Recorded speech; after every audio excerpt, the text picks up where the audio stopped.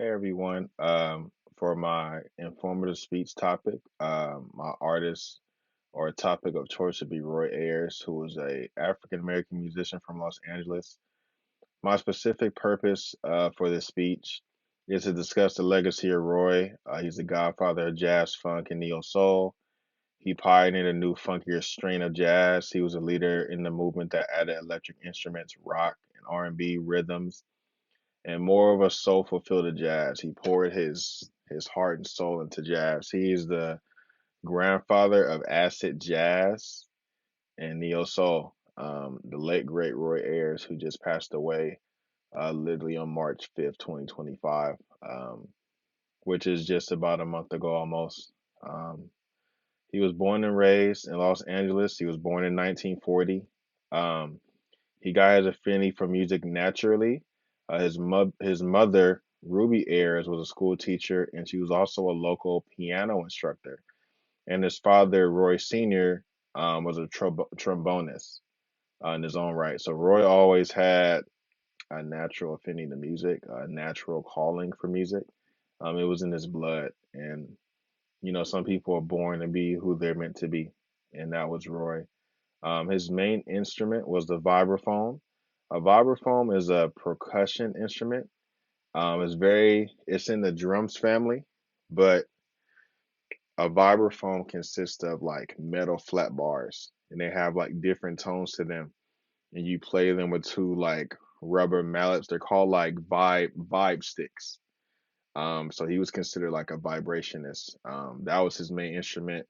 If you listen to a lot of his music, you'll hear like that sound dun dun dun dun dun dun. That's a vibraphone.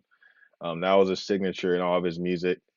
Um, and yeah, that was his main instrument. He actually got uh into playing this instrument as a child. He actually was allowed to go to a jazz concert from his favorite artist at the time, Lionel Hamilton, who played the vibraphone.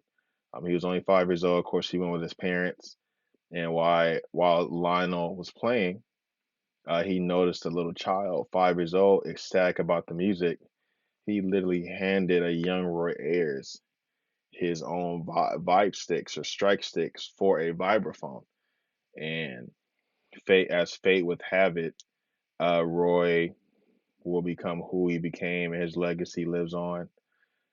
Roy, I should mention this now. He's known. His most famous song is "Everybody Loves the Sunshine." It's one of those songs that everybody knows, but nobody has any idea who sings it. It's "My Life, My Life, My Life, My Life in the Sunshine." That's Roy Ayers' song. Um, this song has been sampled over 100 times, and probably way more than that, but no less than 100 times. Mary J. Blige sampled it from "My Life." Um, Dr. Dre has sampled it. There's way too many artists to name, but he is the foundation of jazz and neo soul music.